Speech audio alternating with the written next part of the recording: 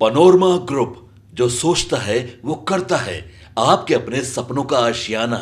नमस्कार, मेरा नाम ज्ञानेश्वर है और आपने देखना शुरू किया है लाइव सिटी। मेरे साथ रोज की तरह दिल्ली से जुड़ रहे हैं देश के जाने माने सीनियर जर्नलिस्ट अजीत द्विवेदी। अजीत जी, शनिवार को जब हम लोगों ने कार्यक्रम रिकॉर्ड किया, उसके बाद तो बिहार में बवाल ही बवाल। क्या क्या हो गया है पूछिए मत। हम लोग कार्यक्रम रिकॉर्ड कर रहे थे और बिहार में गोलियों और हथियारों की उपलब्धता पर चर्चा कर रहे थे। तभी पटना की सड़कों पर गोलियां चल रही। तो गोलियों की बात फिर से आज हम करेंगे कि पटना की सड़कों पर पीछे एडीजी लॉ एंड ऑर्डर होते हैं और एक काले रंग की स्कॉर्पियो है, वह गोलियां चलाती हुई भाग जाती है और आज तक पता नहीं चलता है। लेकिन बिहार के सबसे बड़े राजनीतिक घराने लालू यादव की फैमिली में कितना बवाल है। तेज प्रताप यादव ने क्या नहीं कर दिया। दूसरी एक्सपोज हो गई है, तीसरी एक्सपोज होने के कगार पर है। दूसरी के बारे में कहा जा रहा है, अनुष्का यादव के बारे में, कि वह तो पहली थी। लालू यादव राबड़ी देवी ने जबरिया चंद्रिका राय की बेटी ऐश्वर्या राय से शादी करवा दी। तो अब हम देख रहे हैं कि जब लालू यादव ने परिवार से और पार्टी से बाहर किया तेज प्रताप यादव को, तो इसके राजनीतिक समीकरण भी बदल गए हैं। वे लोग जो तेज प्रताप यादव के धुर विरोधी थे, अब उन्हें तेज प्रताप यादव अच्छे लगने लगे हैं। कह रहे हैं गलती तेज प्रताप यादव की नहीं है, गलती तो लालू और राबड़ी की है, जिन्होंने जबरिया शादी कराई। और तेजस्वी को छूट क्यों दी थी, तेज प्रताप को छूट क्यों नहीं मिली थी। तो बवाल बहुत तेज है। अब तेज प्रताप का भविष्य क्या होगा और लालू फैमिली के ड्रामे का बिहार के चुनावी माहौल में क्या असर दिखेगा, यह भी हम समझने की कोशिश करेंगे। देखिए, बवाल में नीतीश कुमार भी आज है। नीतीश कुमार क्या क्या कर बैठते हैं, कुछ कहना और कुछ समझ पाना बिल्कुल संभव ही नहीं हो पाता है। आज सहायक प्राध्यापकों की नियुक्ति का वितरण समारोह था, नियुक्ति पत्र का, और वहां मुख्यमंत्री नीतीश कुमार ने शिक्षा विभाग के अपर मुख्य सचिव एस सिद्धार्थ, जो उनके बहुत करीब भी हैं, मुंह बोले भी हैं, जब वह पौधे पौधा देने पहुंचे, सम्मानित करने पहुंचे, छोटा सा गमला था, नीतीश कुमार ने उनके माथे पर ही गमला रख दिया, माथे पर गमला रख दिया। अकबका गए इस सिद्धार्थ भी, और इसके बाद वह वीडियो वायरल है। दिल्ली में आपने देखा ही कि दिल्ली गए 2 दिवसीय दौरे पर, नीति आयोग की बैठक में शामिल नहीं हुए, एनडीए के बैठक में शामिल हुए, लेकिन जल्दी से निकल आए। तो पूरी बातचीत करेंगे, विभिन्न पहलुओं पर चर्चा करेंगे, लेकिन सबसे पहले बिहार के सबसे बड़े राजनीतिक घराने लालू यादव की फैमिली में जो ड्रामा हुआ है। अब तो कहा जा रहा है कि लालू यादव के परिवार की संपत्ति का भी बंटवारा होगा। केवल घर से निकाल देने से नहीं होता है, आपको बेटे को संपत्ति भी देनी होगी। और हमें और आपको याद है कि लालू यादव की छुपी हुई संपत्तियां कैसे बाहर आई थी, जब साधु यादव और सुभाष यादव से झगड़ा हुआ था। तो सब कुछ सुशील कुमार मोदी रोज प्रेस कॉन्फ्रेंस कर रहे थे, और जब प्रेम गुप्ता कुछ दिनों के लिए दूर चले गए थे, तब भी जब प्रॉपर्टी ट्रांसफर हो रहे थे, तो लालू यादव की फैमिली का यह ड्रामा बिहार के चुनावी मौसम को कैसे प्रभावित करेगा। क्या बीजेपी को बिना बताए एक पत्ता मिल गया है जिसे वह खेल सकता है, इसे भी हम लोग समझेंगे। नीतीश कुमार क्या स्कोर करेंगे, और क्या एनडीए तेज प्रताप यादव को अपने तरीके से इस्तेमाल करेगा। अजीत जी, आपकी टिप्पणी। देखिए ज्ञानेश्वर जी, अभी तो ये तीन तीन मुद्दे हैं जो आपने बताए। हम लोग पहले लालू यादव के परिवार का जो मुद्दा है तेज प्रताप का, वहां से शुरुआत करते हैं। उस पूरे घटनाक्रम में के हम कई पहलू देख रहे हैं। आपने कई सारे सोशल मीडिया में आपने अपना पोस्ट लिखा है, जो लोगों ने देखा जाना, और प्रोग्राम्स भी हुए हैं। तो हमको 2-3 पहलू दिख रहे हैं इसमें, जिन जिन अलग अलग पहलुओं को अलग अलग समझना होगा, उसमें मिक्स कर देना ठीक नहीं है। जैसे एक पहलू तेज प्रताप का है कि एक व्यक्ति जो है, जिसके एक लड़की के साथ संबंध थे, एक युवती के साथ दोस्ती थी, और कोई बुरी बात नहीं है उसमें। आप युवा हैं, आपके संबंध हुए, आप मुख्यमंत्री के बेटे हो, 2 मुख्यमंत्री के बेटे हो, तब भी आपको प्रेम करने का अधिकार तो है। तो आपके पास आपका एक संबंध था। आप और उस तब समय से प्रेम में थे जब वो विधायक भी नहीं बने थे। जब विधायक भी नहीं बने थे, 12 साल पहले की बात है, ये 2015 के पहले की बात है।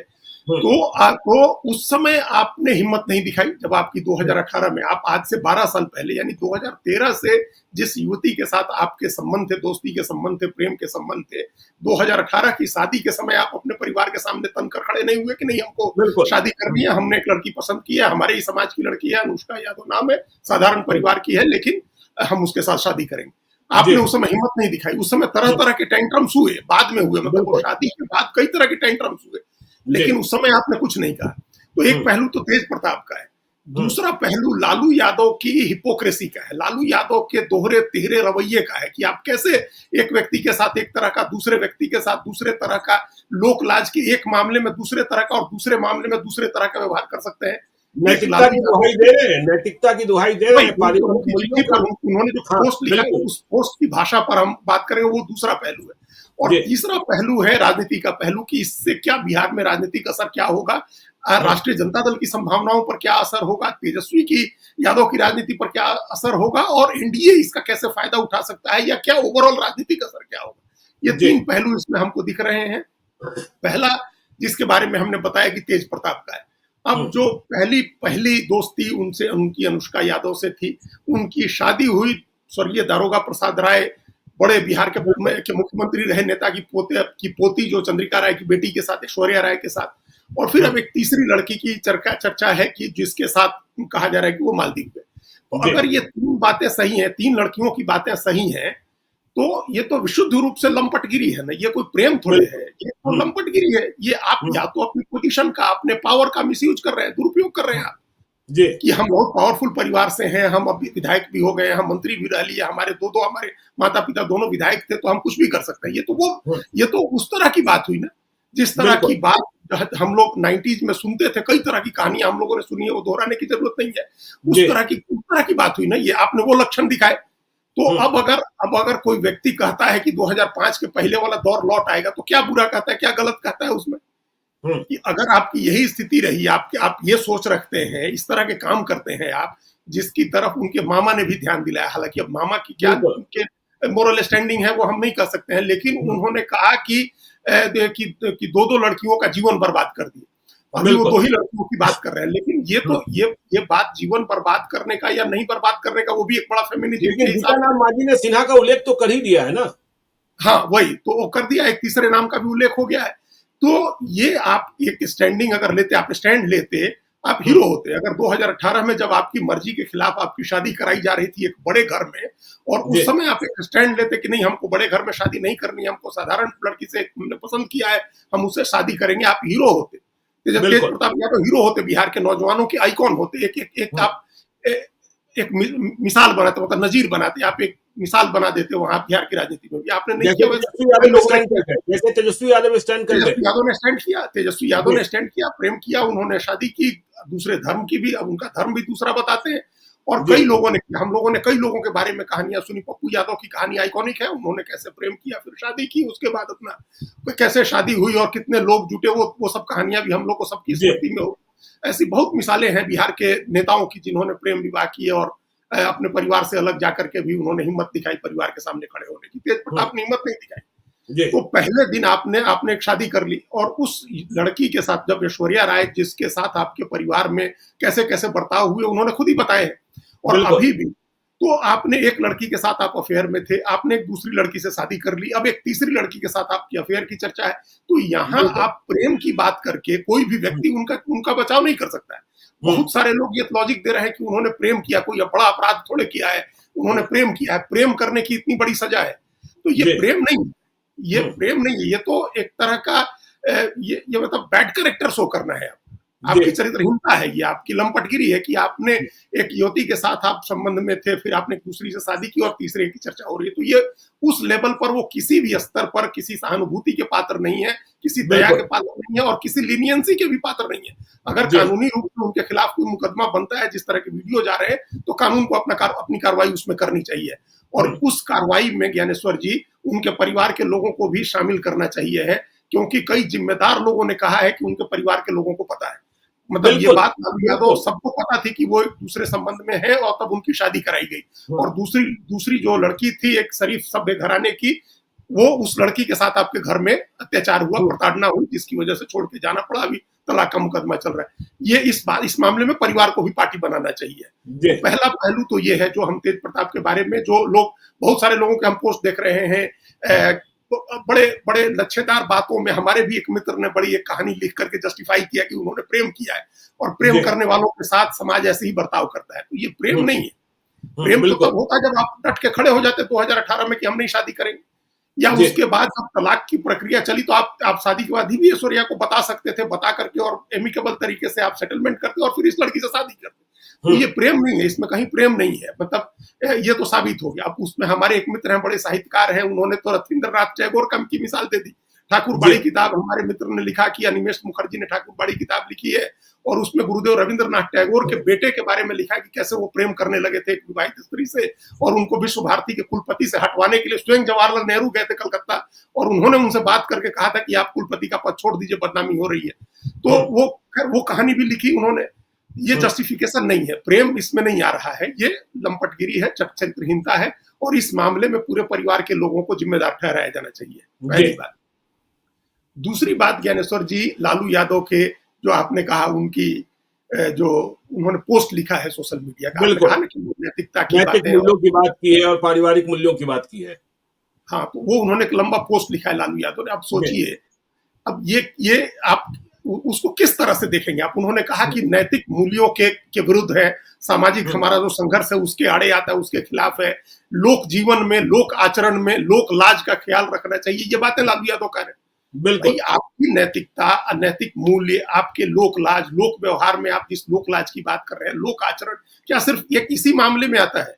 बाकी किसी मामले में आप नैतिक मूल्य और लोक लाज और लोक आचरण ये सब चीजें नहीं आती हैं। और बिल्कुल किसी ने कोई पूछे लालू यादव से कि क्या आपने दो पत्नी रखने वालों को टिकट नहीं दिया है चुनाव में?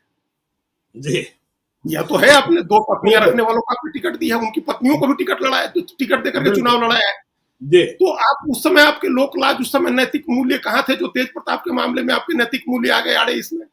जी भाई आप तो इन चीजों को जस्टिफाई करते हैं ना। पहला मौका था जब हम लोगों ने देखा कि अरे ऐसे कैसे जो है आपने टिकट दे दिया, हम्म लेकिन आपने दिया। तो बिल्कुल उस दिया समय नैतिक बिल्कुल मूल्य दिया नहीं थे, लोकलाज नहीं था। आज भी दे रहे हम्म हैं, आज भी वो आपकी पार्टी के सक्रिय नेता है और अभी भी टिकट आप देंगे उनको। जी तो आप नैतिक मूल्यों की बात किस मुंह से कर रहे हैं? तेज हम्म प्रताप में नैतिक मूल्य आ गए। हम्म आप आप बालू के तस्कर को टिकट देते हैं, आप पत्थर के तस्कर को टिकट देते हैं, आप सजा पाए लोगों को, आप दर्जनों हत्या के आरोपियों को टिकट देते हैं और बलात्कार के आरोपी की पत्नी को टिकट देते हैं। आप बिल्कुल देते हैं, टिकट देते हैं। तो ये क्या ये सब नैतिक मूल्य में नहीं आता है? बिल्कुल अपराध करना, मतलब आर्थिक अपराध करना, हत्या करना, ये सब नैतिक मूल्य में नहीं आता है। हम्म ये सब करके आपका नैतिक आचरण बहुत श्रेष्ठ रहता है। हम्म और आपने लड़की के साथ संबंध है आपके, तो वो आपका लोक जीवन में वो आचरण नहीं होना चाहिए। यही बात तेजस्वी यादव भी कह रहे हैं। भाई आप बिल्कुल लोग किस मुंह से ये लोक आचरण, लोक लाज और नैतिक मूल्य आदि आदि की बात कर रहे हैं? हम्म भाई राजनीति जो, मैं जब एक तो ऐसे भी राजनीति को नैतिक मूल्यों से गिरा हुआ काम माना जाता है। अब कोई महात्मा गांधी के टाइम का तो है नहीं। हर पार्टी का बिल्कुल आप कैंडिडेट्स की लिस्ट उठा करके देख लीजिए, किस पार्टी के पास साफ सुथरे लोग चुनाव लड़ रहे हैं। आप हम्म 10%, 20%, 25% होगा जो साफ सुथरा या राजनीति करने वाला, बाकी तो सब किसी न किसी तरह के आरोपी है। जी दर्जनों लोग, हम लोग एक बार और चर्चा कर चुके हैं ज्ञानेश्वर जी की हत्या और बलात्कार के आरोपी दो लोग तो ऐसे सांसद हैं जिन पर आरोप सिद्ध हो चुके हैं, सजा हो चुकी है, बिल्कुल लेकिन सजा स्थगित है, तो वो सांसद बने हुए। तो जी हत्या का आरोपी, बलात्कार का आरोपी, बैंक डकैती का आरोपी, मारपीट करने का आरोपी, छीन झपट करने का आरोपी, जमीन कब्जा करने का आरोपी, हजारों करोड़ के गबन करने का आरोपी, वो उसको आप एमएलए एमपी का टिकट दे देते हैं। और तेज प्रताप यादव ने की एक लड़की से संबंध थे जिसको हमने पहले कह दिया कि वो चरित्रहीनता है, वो इतना बड़ा अपराध हो गया कि आप उनको पार्टी से निकाल देंगे और परिवार से बाहर कर देंगे। बिल्कुल ये जो दोहरा रवैया है ये नहीं होना चाहिए आपको। आप फिर अपनी गलती भी एक्सेप्ट करिए। आप अगर 12 साल पार्टी से निकाले हैं लेकिन बिहार विधानसभा के अध्यक्ष को लिख कर नहीं दिए। हाँ, तो आप बिहार विधानसभा के अध्यक्ष को लिख करके नहीं देंगे कि भाई वो उनको अभी प्रेम बेटे का तो होगा ही ना, बाप बेटे का प्रेम होगा, वो तो ये सब कुछ नहीं है। वही हम उसी संदर्भ में ये बात कर रहे थे कि ये सिर्फ एक दिखावा है कि आप एक दिखावा कर रहे हैं कि आपने पनिश किया। भाई आप इस पनिशमेंट को कोई नहीं मान रहा है। इस पनिशमेंट को कोई नहीं मान रहा है कि आप सचमुच आप नैतिक हो गए, सच्चरित्र हो गए। अरे कितनी कहानियां हैं भाई, जो पिछले 30 साल का, कोई 35 साल का उठा करके रिकॉर्ड उतार निकाले तो बहुत सारी कहानियां निकलेंगी। एक तो यहाँ कोई पुरानी कहावत है कि हर संत का एक अतीत होता है, लेकिन ये तो संत नहीं है, तो नेता है लोग। इनका तो, इनके अतीत के, इनका तो जो कपबोर्ड खुलेगा, अलमीरा खोलिए तो कितने कंकाल गिरेंगे निकल के। इन्हीं की पार्टी में हेमलता यादव थी ना, चंपा विश्वास याद है ना, बताइए थी। वहीं उन्हीं के बेटे ने एक आईएएस की पत्नी के साथ किस तरह का वो चलता रहा, कितने वर्षों तक चलता रहा और कोई सुनवाई नहीं हुई। ऐसी कितनी कहानियां हैं, कितने कंकाल निकल के गिरेंगे। और आज आपको नैतिकता याद आ गई, आप नैतिक और लोक आचरण, लोक जीवन में लोक आचरण और जीवन नैतिक मूल्य की बात करने लगे। तो ये एक दोहरा रवैया है उनका, जो सिर्फ तेज प्रताप यादव के लिए है। अब यहाँ राजनीतिक असर पर बात करने के पहले यहीं इस पूरे घटनाक्रम का जो राजनीतिक पहलू है उसके बारे में भी बात करनी जरूरी है ज्ञानेश्वर जी। आप बहुत इन चीजों को आपने कवर किया है। राजमहल की दुरभिसंधियां हम लोग सुनते थे। हम लोग तो साम्राज्य के जनक हैं। बिहार में सबसे पहला साम्राज्य बना था, और साम्राज्य में कुर्सी गद्दी हासिल करने के लिए क्या क्या चीजें हुई हैं वो कौन नहीं जानता है। कितने लोगों की हत्याएं हुई, कितनी लाशें बिछी, क्या क्या हुआ, ये सब आदमी जानता है। तो सत्ता का जो खेल होता है, राज दरबार की, राजप्रसाद की जो राजमहल की दुर्भिसंधियां होती हैं, हमको उसकी भी झलक इसमें दिखाई दे रही है। कहीं ना कहीं इसमें कोई ना कोई साजिश है, षड्यंत्र है, जिस षड्यंत्र के तहत ये सारी चीजें पब्लिक कराई गई हैं, ताकि एक तेज प्रताप नाम का कांटा अगर किसी तरह की परेशानी पैदा कर रहा है तो उसको निकाला जा सके। देखिए, उस परिवार के झगड़े कोई नए नहीं है। उस परिवार में कितने दिनों से झगड़े चल रहे हैं, दोनों भाइयों में, भाई बहन में, मामा लोगों के साथ चला, वो खत्म हुआ। तो उसमें ऐसा राजनीतिक टकराव कोई ऐसी बात नहीं है कि कोई, मतलब वो भी नई चीज भी नहीं है। अभी मॉडर्न टाइम में ही आप देखिए भाई, आखिर शरद पवार और उनके भतीजे अजीत पवार का टकराव हुआ, बाल ठाकरे के यहाँ उद्धव ठाकरे और राज ठाकरे लड़े। अभी हम लोग देख रहे हैं कि बीआरएस की जो के चंद्रशेखर राव हैं, उनकी बेटी और उनके बेटे में झगड़ा चल रहा है। उनकी बेटी के कविता ने एक चिट्ठी लिखी, जो चिट्ठी अभी लीक हो गई है। तो उनकी बेटी ने कहा कि मेरे पिता देवता हैं लेकिन राक्षसों से घिरे हुए हैं। तो घिरे किससे हैं? हाँ, उनकी कविता ने लिखा अपने पिता के बारे में कि वो राक्षसों से घिरे हुए हैं। तो घिरे किससे हैं? घिरा तो चारों तरफ से उनके भाई ने घेर रखा है, जो केटी रामाराव है, सगे भाई उनके। तो अब बहन कह रही है ना कि मेरे पिता राक्षसों से घिरे हैं, और भाई की ओर इशारा कर रही है। तो झगड़े, राजनीतिक झगड़े कोई नई चीज नहीं है। राजनीतिक झगड़े होते हैं, वो झगड़ा लेकिन एक सभ्य तरीके से लड़ा जाता है और एक सार्वजनिक स्पेस में लड़ा जाता है, और विचारधारा का टकराव होता है, नैतिक वहां मूल्यों की लड़ाई होती है कि भाई हम पार्टी इस रास्ते से भटक रही है, या ये आइडियोलॉजी है, ये सिद्धांत है, ये व्यक्ति कमजोर है, इसको टिकट नहीं देना है, ये मजबूत है, इसको देना है। वहां ये नहीं है। वहां ये हमारा चहेता है, ये हमारे प्रति निष्ठावान है, या इससे हमको कोई फायदा होना वाला है तो इसको टिकट दीजिए, इसको मत दीजिए। ये लड़ाई है परिवार में, पावर स्ट्रगल है। उस पावर स्ट्रगल में ये भी खबर आई थी, एक समय ऐसा था, मीसा भारती के बारे में चर्चा आई कि वो चाहती है कि राष्ट्रीय अध्यक्ष बनाया जाए उनको, या राष्ट्रीय कार्यकारी अध्यक्ष बने। अगर मुख्यमंत्री बनना है तेजस्वी को तो मीसा भारती पार्टी की कमान संभाले। ये झगड़े, ये इसको हम गलत नहीं मानते हैं, लेकिन इस झगड़े में अगर निष्कंटक है, कोई चाहता है कि तेजस्वी यादव का रास्ता निष्कंटक हो जाए, कोई उनको चैलेंज नहीं रह जाए, घर के मतलब परिवार में या पार्टी में कोई चैलेंज नहीं रहे, तो इस घटनाक्रम से उस ओर भी इशारा होता है। बिल्कुल, ये तेज प्रताप और मीसा भारती बहुत क्लोज हैं, दोनों की जोड़ी, दोनों एक साथ कई चीजों पर स्टैंड लेते हैं। राबड़ी देवी और तेज प्रताप भी बहुत क्लोज हैं, बहुत क्लोज है, बहुत क्लोज है। बिल्कुल, हम इस बात को, ये बात हर आदमी बिहार में इस बात को कहता है, जो लोग जाते हैं उस दरबार में, उनको पता है। परिवार के कई सदस्य तो चाह रहे थे कि देखिए चुपके से ही सही तेज प्रताप यादव पिता बन जाए। हाँ, ये बात भी हो रही है। तो ये है, भाई छोटे भाई के बच्चे का बच्चा हो गया, वो और भी खुशखबरी आने की हमने खबर सुनी। फिर अभी तो है बड़े भाई का कुछ नहीं हो रहा है, तो ये भी हो जाए, ये माँ की इच्छा होगी।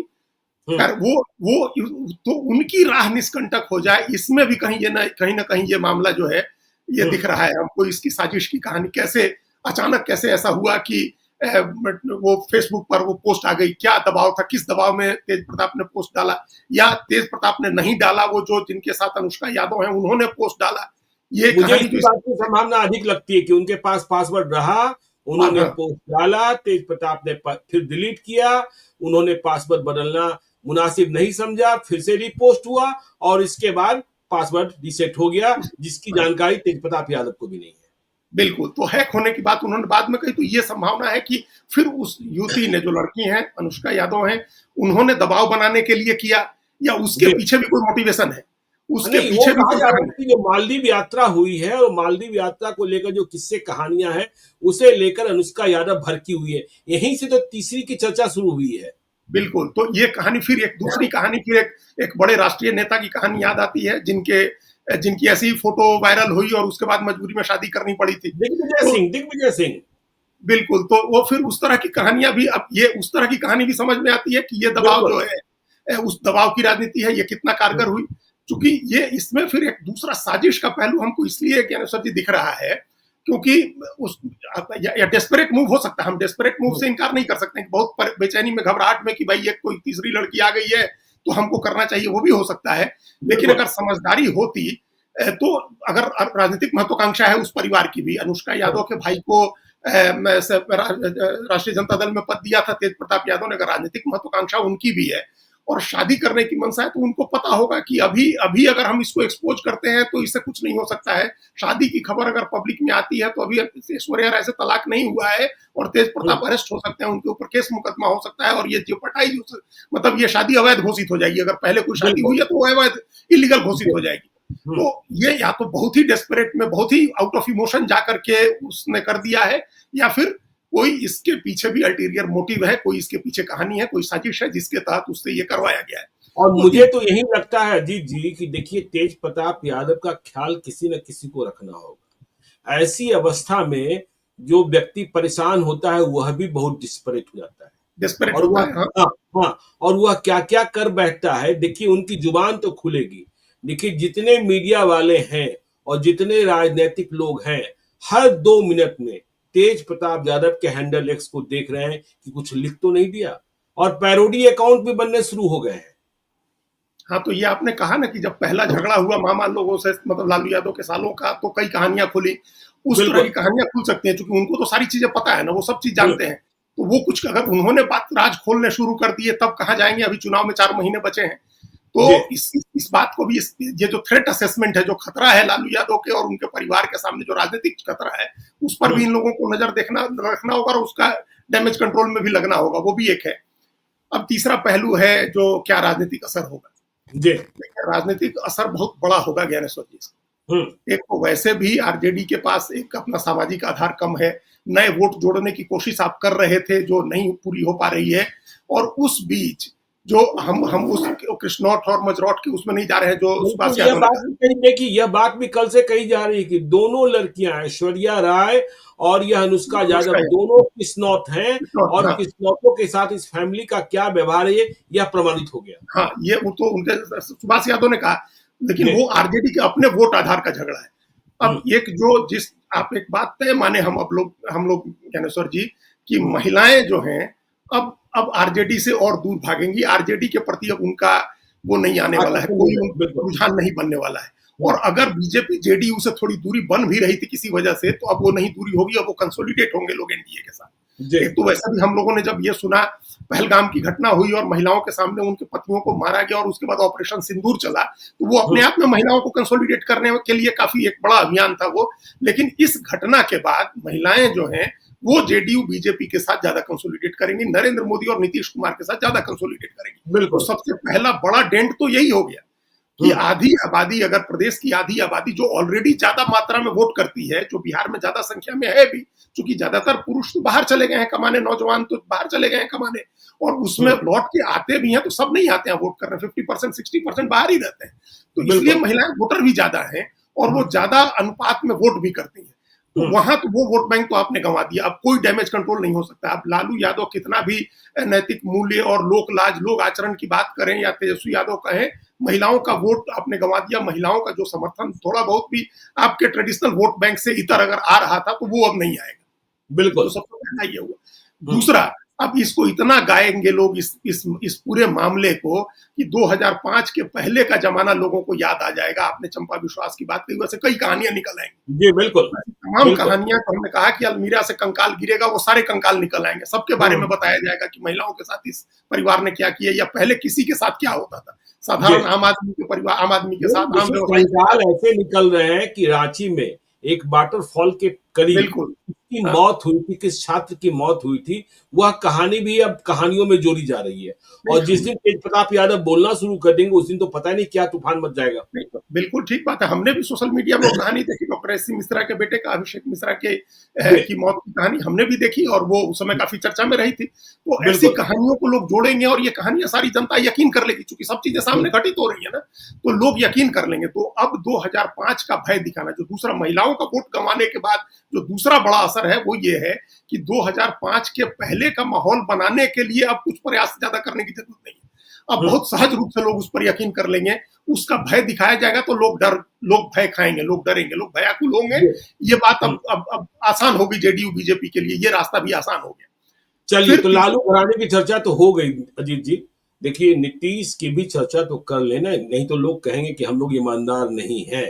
तो नीतीश कुमार ने आज पटना में क्या किया? सहायक प्राध्यापकों की नियुक्ति पत्र वितरण समारोह था और वहां नीतीश कुमार पहुंचे हुए थे। उनके प्रधान सचिव दीपक कुमार भी थे, शिक्षा मंत्री भी थे और शिक्षा विभाग के अपर मुख्य सचिव एस सिद्धार्थ, जो बेहद करीबी हैं, वह नीतीश कुमार को वृक्ष देने जाते हैं सम्मान में और नीतीश कुमार वृक्ष का गमला इस सिद्धार्थ के माथे पर रख देते हैं।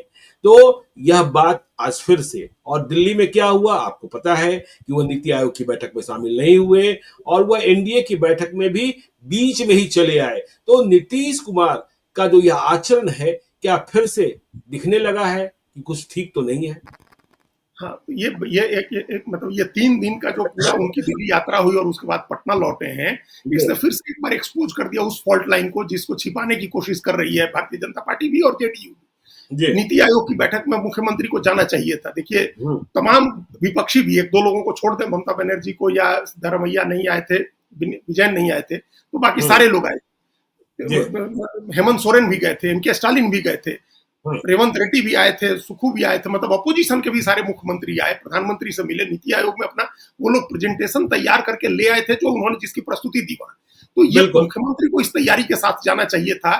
चुनाव का साल है, आपको वहां प्रेजेंटेशन देना चाहिए था और बताना चाहिए था कि बिहार में क्या स्थिति है और किस चीज की जरूरत है। ये बड़ा मौका जी, था। ये गवर्निंग काउंसिल की बैठक नीति आयोग की रोज रोज नहीं होती है, तो जी, आपने उसमें चुनावी वर्ष का ये था, आपने उस गवर्निंग काउंसिल की बैठक में नहीं गए, तो हम्म, जाहिर है अब क्यों इसलिए नहीं गए, क्योंकि अब ऐसा लग रहा है कि जैसा आज कहा प्रशांत किशोर ने कि उनको अपना नाम पता भी ध्यान नहीं है।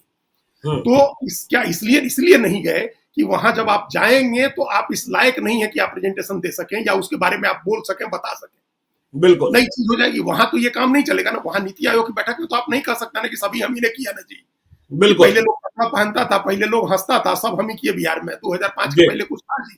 तो आप ये तो हुँ, नहीं कह सकते ना नीति आयोग में जाकर के। हुँ, वहां आपको टू द पॉइंट एक प्रेजेंटेशन बना करके पावर पॉइंट का प्रेजेंटेशन देना होता है, आपको चीजें डिफाइन करनी होती है, नई चीजें जो आप नहीं कर सकते हैं, इसलिए आप नहीं गए। क्योंकि जी, आप जाते, आपके ऊपर फोकस होता, आप एकमात्र चुनावी राज्य के आप मुख्यमंत्री होते, आप नहीं गए।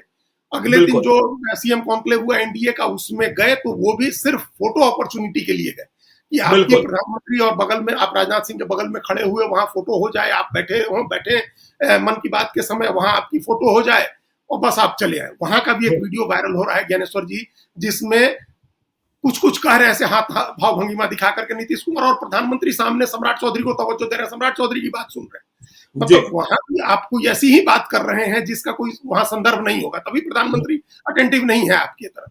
फिर बिल्कुल, अब एक बात हम जो अभी प्रोग्राम के पहले आपसे डिस्कस कर रहे थे, वो फर्स्ट हैंड हमारी जानकारी है कि वो जब निकले तो हुँ, ये पता नहीं किस वजह से उनको पटना जाना था, शाम की फ्लाइट थी उनकी, तो वो अकेले गए यहाँ से, मतलब कोई उनके अच्छा, साथ नहीं था। हुँ, अब आप सोचिए कि संजय झा बाहर गए हुए हैं, जी, ललन सिंह वहां नीति आयोग उसकी दिल्ली में थे, लेकिन वो केंद्रीय मंत्री हैं, वो उनके साथ में ट्रेवल नहीं कर रहे थे। वो भी पटना आ गए, वो भी पटना आ गए हैं, जी, बिहार विजय आए हुए चौधरी जो पटना में रहते हैं, वो तो रहते हैं, हैं पटना में विजय चौधरी साथ में, लेकिन दिल्ली में वो नहीं आए थे। हुँ, तो एक उनकी सिक्योरिटी का व्यक्ति और एक डॉक्टर एम्स के जो थे, कार्डियोलॉजी के डॉक्टर है, वो थे वहां। आईजीआईएमएस के, जी, हाँ, आईजीआईएमएस के, तो वो उनके जी, साथ थे। हुँ, लेकिन अच्छा, पूरे जो साथ में बैठा हुआ व्यक्ति था वो हमारे जानने वाले हैं, आपके भी जानने वाले हैं। जी, उन्होंने कहा कि वो पूरे विमान में प्रधानमंत्री का आचरण ऐसा था जैसे बच्चे का एक आचरण होता है, एकदम मुख्यमंत्री छोटे का से। मुख्यमंत्री का मुख्यमंत्री मुख्यमंत्री का, का, हाँ, माफ करिएगा, जी, मुख्यमंत्री नीतीश कुमार का आचरण ऐसा था जैसे एक छोटे बच्चे का होता है, कि वो बार-बार हुँ, पूछ रहे थे कि जहाज में क्यों देरी हो रही है? मतलब उनको बैठे हुए 10 मिनट हुए थे, उतनी देर में उन्होंने 4 बार पूछा और घड़ी हाथ ऐसे दिखा-दिखा करके घड़ी पूछते थे, टाइम हर 2 मिनट पर टाइम पूछते थे और टाइम हुँ, बताने के बाद फिर उनको मोबाइल पर टाइम दिखाया गया कि अब इतना टाइम हो गया है। तो वो एकदम सारा आचरण बच्चों का जैसा, तो अब पता नहीं किस वजह से छोड़ दिया। क्या पब्लिक को ये मैसेज देना था कि देखिए नीतीश कुमार अकेले ट्रैवल कर रहे हैं, अगर कोई गड़बड़ी होती तो अकेले थोड़े ट्रैवल कर रहे होते। तो एक तरफ उनकी सादगी है, ये अच्छी बात है कि एक सादगी सादा मुख्यमंत्री में कुर्ता पैजामा पहने हुए हैं और एक चमड़े का चप्पल बाटा का, और आप जहाज में आप सर्विस फ्लाइट में जा रहे हैं एक सीट पर बैठ करके। चार्टर फ्लाइट से लोग उठते हैं, कोई छोटे राज्य का मुख्यमंत्री भी चार्टर फ्लाइट से उड़ता है। तो ये सब सादगी, ये सारी अच्छी चीजें हैं, लेकिन आपका जो आचरण है वो मुख्यमंत्री के पद के लिए जो योग्यता, जो आचरण चाहिए उसके अनुकूल नहीं। और उसके बाद वो वहां दिखा, और आज आज आज आपका जिसने जिक्र किया आपने जिस घटना का, कि उन्होंने सिद्धार्थ के माथे पर उस पौधे का गमला रख दिया। अब इतना एम्बैरेसिंग था, वो पीछे हट गए वहां से, वो अधिकारी हैं, उस समय वो कुछ कह नहीं सकते थे। अच्छा, कोई आदमी उनके साथ ऐसा भी नहीं था कि जो उनका हाथ पकड़ के कहे कि अरे ये आपको दिया गया है, उन्होंने मतलब आप सम्मान में आपके दिया है। अच्छा, पता नहीं कैसे सब अरेंजमेंट होता है कि कोई उनकी सिक्योरिटी का आदमी हमेशा पीछे खड़ा होता है जो लपक के हाथ में ले लेता है। तो ये सब चीजें भी आप बंदोबस्त नहीं कर रहे हैं। जब ऐसी स्थिति है तो ज्यादा अटेंटिव लोग खड़े होने चाहिए ना उनके पास। तो एक तो आप एक्सपोज हो गए, इस एक्सपोजर का नुकसान एनडीए को ये होगा, जेडीयू को भी होगा, कि आप मुख्यमंत्री होने की आपकी योग्यता आप सवालों के घेरे में। और हम लोग पिछले लगभग 1 साल से ये चर्चा कर रहे हैं, और धीरे धीरे स्थिति डिटोरिएट हो रही है। कोई आदमी कह देता है कि नहीं आज तो बड़ा ठीक था, तो ऐसा नहीं है कि 24 घंटे के लिए उनका कोई दिमाग खराब हो गया या पागल हो गए, ऐसा नहीं है। कोई कह रहे थे कि पिछले 10 दिनों से वो बिल्कुल ठीक दिखाई पड़ रहा है। बिल्कुल ठीक। हाँ, तो वो कोई पागल नहीं हो गए हैं, इंसेन नहीं हो गए हैं। उनको एक भूलना अलग चीज है, किसी चीज की भूलने लगना या समय और स्थान का बोध खो देना, वो धीरे धीरे ग्रेजुअली होता है, क्रमशः होता है, जो होता दिख रहा है। अब इससे ज्यादा बड़ी मिसाल क्या चाहिए? ये उस तरह की घटना है जैसे उन्होंने वो माथा लड़ाना या फूल उछाल फेंकने लगना या तिरंगा वो राष्ट्रगान के समय प्रणाम करके लोगों से बात करने लगना, इस तरह की कितनी घटनाएं हो गई। ये उसी तरह की घटना, और चुनाव नजदीक आता जाएगा और इस तरह की घटना आएगी तो मुख्यमंत्री होने की उनकी योग्यता पर सवाल आएगा। और इसमें फिर बीजेपी का भी स्कोप, बीजेपी के लिए भी स्कोप बिगड़ेगा और जेडीयू के लिए भी स्कोप बिगड़ेगा। और अब ऐसा समय भी नहीं है कि आप बदल सकें। आप मुख्यमंत्री अभी बदल करके कोई, अब तो बहुत नुकसान होगा। अब आप मुख्यमंत्री अगर बदलते हैं तो नीतीश कुमार से ही काम चलाना है, उन्हीं के नाम पर चुनाव लड़ना है, तो उनका इस तरह का आचरण पब्लिक में नहीं दिखे, ये बंदोबस्त करने होंगे। नहीं तो बहुत ब्रूटल गेम है पॉलिटिक्स। तेजस्वी यादव और प्रशांत किशोर छोड़ने वाले नहीं है। चलिए, तो देखिए बंदोबस्त तो करना होगा। फिर से हम बात कर लेते हैं। देखिए, जब हम लोगों ने शनिवार को कार्यक्रम किया था तो बिहार के दूसरे हिस्सों में गोलियां चल रही थी, बहुत आसानी से गोली मिल जा रही है, हथियार मिल जा रहे हैं, और बात बात में गोली और बंदूक। लेकिन उसी वक्त पटना की सड़कों पर गोली चल रही थी, बोरिंग रोड में, और काले रंग की स्कॉर्पियो से, और पीछे में एडीजी लॉ एंड ऑर्डर थे। लेकिन हैरत की बात यह है कि पीछा करने के बाद भी देखिए, कहा जाता है कि पूरा पटना जो है सीसीटीवी की जद में है। गाड़ी स्कॉर्पियो कहां चली गई, उस पर सवार कौन थे, 48 घंटे से अधिक गुजर चुके हैं, लेकिन कुछ भी पता नहीं चल रहा है। पटना के लोगों ने नंगी आंखों से देखा कि दिन में इस तरीके से पटना में गोलियों की बरसात की गई। यह क्या स्थिति है, और यह तो बहुत ही गंभीर है। जिन लोगों ने देखा और जिन लोगों ने सुना वह तो भयभीत हो ही गया। जी बिल्कुल भय हो गया, और कानून व्यवस्था के ऊपर सवाल उठा, जो हम लोगों ने चर्चा की कि इतने हथियार और इतनी गोलियां कहां से आ रही हैं। और अपराधियों के हौसले देखिए कि एडीजी, बजाता सायरन लगी पुलिस की गाड़ी है, एडीजी पीछा कर रहे हैं और इसके बाद भी वो पकड़े नहीं जा रहे हैं। आपने सारा एसएसपी ने अलर्ट किया, और यहाँ भी देखना हुआ कि सिस्टम क्या है कि कोई अलर्ट नहीं होता है। सारे पूरा पटना सीसीटीवी की जद में, जगह जगह चौकसी है। कहां चली गई गाड़ी, आसमान में या पाताल में? वही आप वायरलेस से जब अलर्ट कर रहे थे, जिस रूट पर गाड़ी जा रही थी आप नाकाबंदी करते, गाड़ी को घेरते। ऐसी कौन सी मतलब बात थी कि गाड़ी नहीं पकड़ी जा सकती थी? उसके बाद ये भी खबर है कि वो लोग किसी एक होटल में गए, वहां होटल में जाने के बाद वहां पुलिस को सुराग मिला, पुलिस वहां पहुंचे, फिर वहां से भी निकल के चले गए। तो ये इसका मतलब कि एक तो सपोर्ट सिस्टम उनका मजबूत है, पुलिस के का जो तंत्र है उससे ज्यादा उनका सपोर्ट सिस्टम मजबूत है, जो उनको मदद मिल गई, कहीं से भी मदद मिल गई, वो जहां चाहे वहां चले गए, उनकी गाड़ी भी गायब हो गई, वो लोग भी गायब हो गए। तो ये तो पुलिस के इकबाल का सवाल है, पुलिस की तैयारी का सवाल है, पुलिस के आधुनिक उपकरणों पर सवाल है, उनके अपने पुलिस फोर्स की काबिलियत पर सवाल है। बड़ा गंभीर सवाल है ज्ञानेश्वर। आप अपराधी ऐसे अपराध करके आप, अब ये तो पुलिस की पोल खुल गई ना। आप पहले कह रहे थे कि बच्चों के झगड़े में हत्याएं हो जा रही हैं, या पति पत्नी के झगड़े में हत्याएं हो जा रही हैं, या प्रेम प्रसंग में हत्याएं हो जा रही हैं, तो पुलिस कैसे रोक सकती है? लेकिन ये तो सरेआम गोली चल रही थी पटना के सड़क पर, आप तो इसको भी नहीं रोक पाए। जी बिल्कुल, इसको तो रोक लेते ना, इसको रोक लेते, इसके आरोप अपराधियों को पकड़ लेते, तो आपकी कुछ इज्जत बचती। आपकी बात पर लोग यकीन करते कि चलिए पैशन क्राइम है जो नहीं कंट्रोल हो रहा है, इस तरह के क्राइम में तो पुलिस कंट्रोल कर ले रही है। ये भी नहीं हुआ।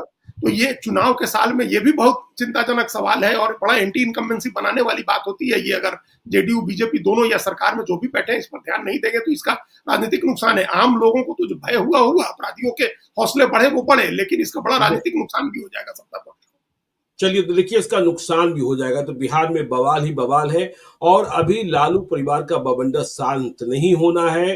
तेज प्रताप यादव क्या बोलेंगे इसका इंतजार सभी कर रहे हैं और नीतीश कुमार आगे क्या कर बैठेंगे यह भी देखने की बात होगी। तो बिहार की बात हम करते रहेंगे।